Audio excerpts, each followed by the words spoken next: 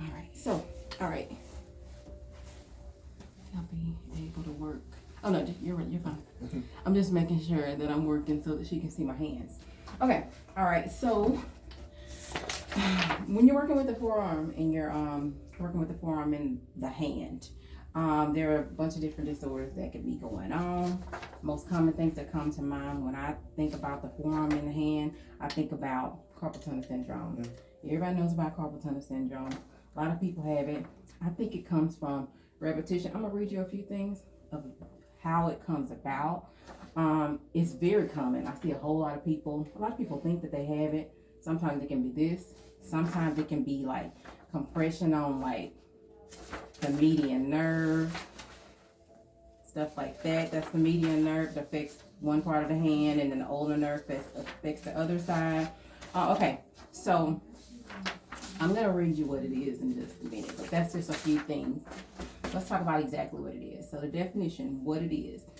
Carpal tunnel syndrome is a set of signs and symptoms brought about by entrapment of the median nerve between the carpal bones of the wrist and the transverse carpal ligament that holds down the flexor tendons.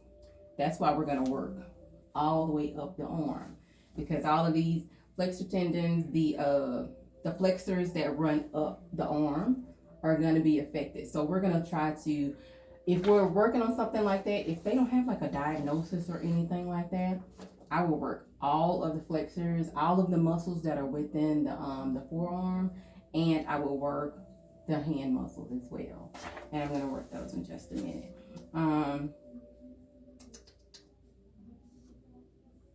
It's a set of signs and symptoms brought about by entrapment of the median nerve between the carpal bones of the wrist and the transverse carpal ligament that hold down the flexor tendons. The median nerve supplies sensation to the thumb, forearm, middle finger, and half of the ring finger. That's why sometimes when you hear people say they have carpal tunnel syndrome, they'll mention that they'll have like numbness like in their fingers and some ones of their fingers, and you know, like I said, the thumb, forearm, middle finger, and half of the ring finger. So the different fingers, so that's a sign that it may be that. But if you hear them talk about it and they don't have a for sure diagnosis or something like that, I would still just work all of those muscles that are within the forearm. If the nerve is caught, pinched, or stretched or squeezed in any way, it creates symptoms in the part of the hand that supply the nerve, that the nerve supplies. So that's what it is. Okay, it says a little bit further on that carpal tunnel syndrome is a multifactorial condition with many possible contributing factors. It's seen much more in women, often in women than in men, and more often in Caucasians than in other races. It is associated with people who have anatomically square-shaped wrists. Check out wrist style, do y'all? I don't know. I'm trying to see exactly what they're talking about when they say square shape. Square. I don't know what that exactly means. Okay, so I gotta Google later. looks kind of square. I feel like every wrist looks kind of the same. It does. Yeah, I don't know about that one right there. All right, so and those with a history of wrist injuries. So if you've ever injured your wrist, I know some people, I mean, when you have like when you do a job that is a repetitive type of job, I used to work inventory before massage therapy, first getting into the job industry completely. And I did inventory control, and I was constantly with this little scanner gun that I used to, my hand actually used to freeze up that I was doing this motion so much. And I always thought, you know, even at that young age, at that time, that, you know, I was going to have something similar to this. I don't have those issues in massage therapy. I do work on my hands a lot more than I ever did when, you know, I was doing that type of job. But yeah, I just don't have those type of issues at all. No freezing up of my hand, and I feel like I do way more repetition with the job than I do now. But I mean, I think just the working on and the more circulation that I get within my hands, it just helps a whole lot more. So let's see what other fun facts that it has here.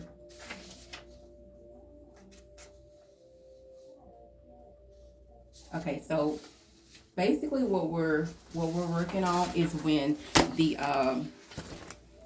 muscles get tight and they let's say client comes in and complains of, oh, well, I'm having some problems with my hands, I'm having numbness, the first thing I'm going to think of, okay, you're not getting enough circulation in the area. A lot of people say that my hands just go numb sometimes. First of all, you refer them to their doctor. Mm-hmm. That's first of all, you need to get checked out. Something's not registering, something's going on. I feel like something's pressing on something. Don't go into like a whole thing of trying to, diagnose it yourself. But you can kind of know what's going on in the back of your head, but you can't really tell them that because we can't diagnose anything as massage therapists. So the first thing I'm going to do is I'm going to work to get the circulation flowing within the hand and the arm. Wherever they're saying that they're having the numbness at, I'm going to work on the muscles that are within that region to try to loosen up whatever they have that's going on. So that's why I would, start my work working on all of the muscles of the forearm and hand. And deep tissue massage can, work really well with that. Now, if they have like a diagnosed something, the doctor may have a totally different, idea of what they want you to do as far as like, if we talk about something that's diagnosed like carpal tunnel syndrome or something like that, they may have a totally different idea about what they want you to do. Only because they don't want you to injure something, more with any kind of work that you do. They may just want you to do Swedish. They may, not want you to do just the deep work that we do within deep tissue. So whatever the doctor tells you to do, definitely follow what the doctor tells you to do if they've been diagnosed. But if you feel the muscles and they feel like they're tight or something like that, then you just work the muscles that you're supposed to be working. Don't go digging around in the wrist or anything like that. Things that you think it might be when there's not a diagnosis. So don't go, digging around within it. Work within the muscles that you know how to work. So the first thing that I would do is kind of palpate the muscles to kind of see exactly what it is that's going on.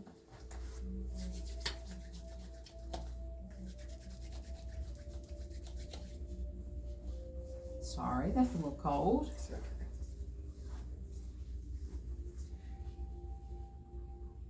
And I will work all over the hand, all over the forearm, just kind of filling out and seeing what could possibly be going on. Or do you ever have any problems with your forearm or your hands? No, ma'am. Lots of questions for your clients, so ask all those questions. But if they come in and then it's on their intake form, that's exactly what's going on, then you're just working from there and continuing to question them, just to keep communication. You don't want to be putting too much pressure. Like, you want to know, like, if I'm rubbing, if I am, putting pressure on all these different areas, if you feel something shoot somewhere, if this shoots up here to his shoulder, if this shoots down into his hand, you want to know all of that information. Let your client know. If you feel any kind of shooting, any numbness, anything when I'm working, then let me know about it. So if you have that referred pain, or what would you do at that point? Yeah. At that point, I would put pressure in that area, unless it is something that brings them like a great deal. I would try to kind of deactivate the area that I have, because you could have possibly opened something up. You could have, put pressure in the area, and then if it's constantly sending like a signal up there, then I would work on that area to kind of fix what's going on.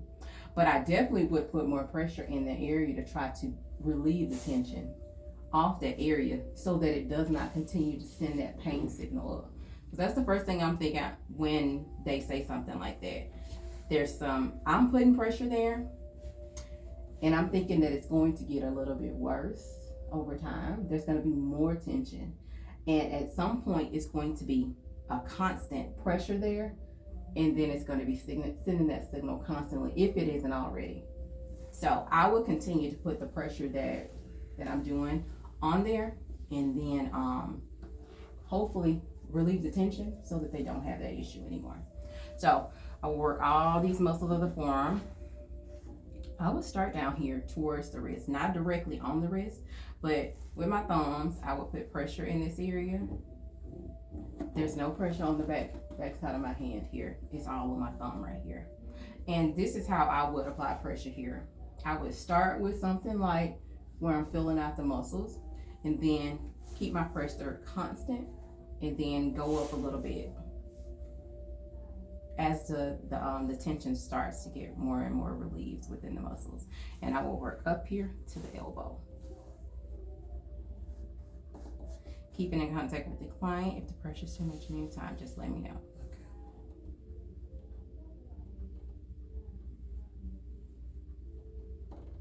Now, if you start to feel like any kind of adhesions or something, you know, you can slow down in that area and work a little bit slower in these areas.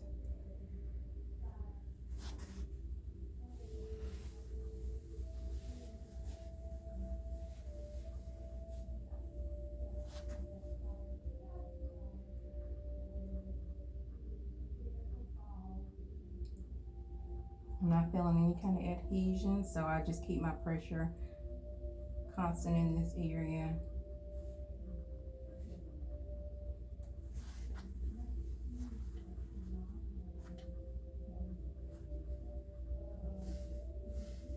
You okay? Mm-hmm. Just trying to watch. Okay.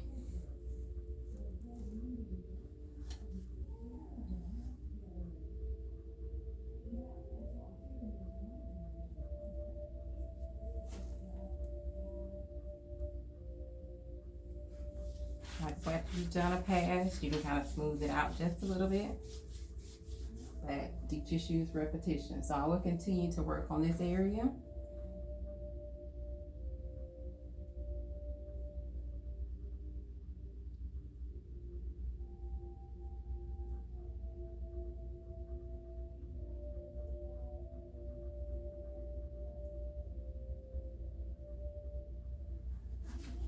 Now, after I finish doing a few passes over this area,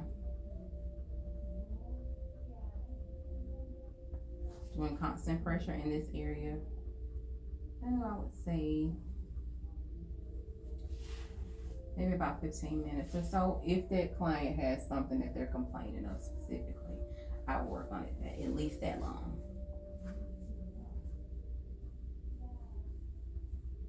Yeah, going on there.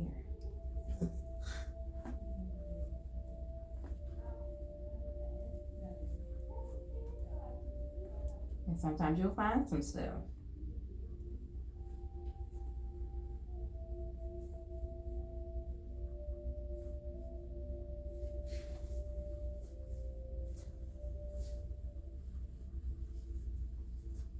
As I was saying, if you work constantly in this area, let's say 15 minutes or so, and you feel like you've worked to the point where you don't feel like it's going to be any change,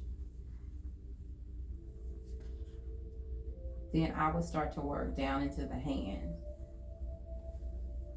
just to relieve any kind of tension that could be a little bit further down into the hand, around those fingers that have been presenting with the numbness or, you know, the pain or anything like that that could be going on when people present with, you know, forearm and hand issues. But surprisingly, all the work that I do and as much tension that I know I have in my forearm, I never have any problems with my hands. So I never have like the tension to the point where it starts to affect like my hand. So that's good news for y'all right there. That's always continue to work on your hands. And you know, anytime you can run your hands under hot water for an extended period of time, don't always take advantage of that. That's helpful too. So I will work down into all of the fingers. Even though it says, you know, it can go to the thumb, the ring finger, and a few fingers that can be affected. I will still work all of the fingers though.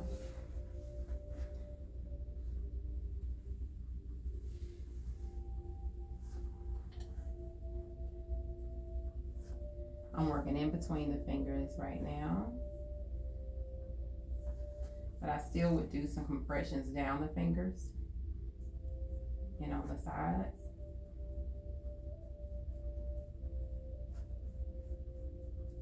And I would still work the palm of the hand too.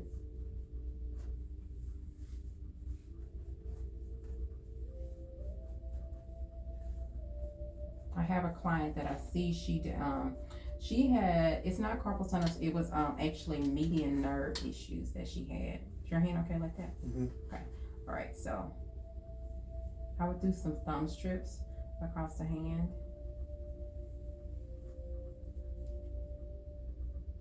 Just in case this client does, you know, a job that has repetitive type of motions within the hand, I will work the whole hand. So what about the other side, the ulnar nerve, would you still work it about the same as you're doing the carpal tunnel? Yes. Yeah, because all those muscles that could be tight around that area, yeah, I definitely will work those as well.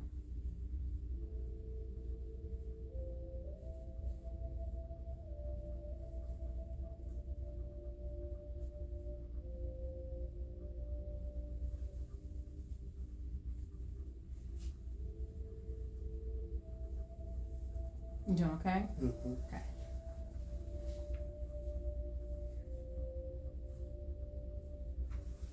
And when you're doing like, you know, this hard pressure like on the hands and stuff like that, I always, you know, keep in contact with the client to make sure you're not giving too much pressure.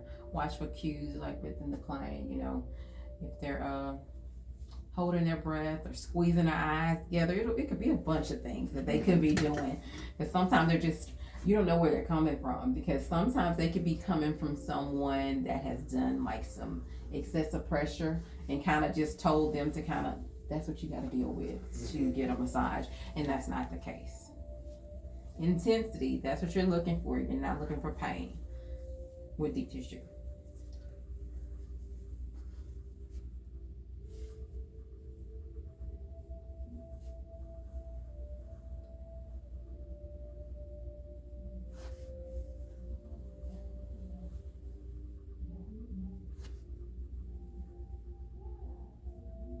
Oh, and when I finish with the palm of the hand, I work back up into the arm.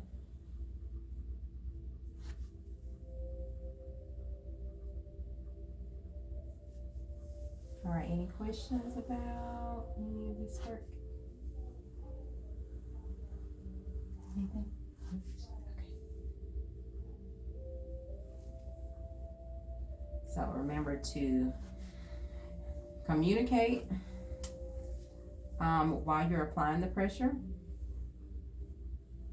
Tell your client if you feel anything shooting anywhere, any pain, any numbness, anything like that, to let you know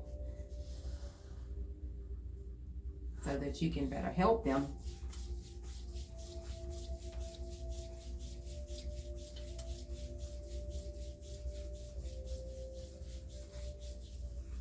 All right, so that's pretty much it. Thank you. Welcome.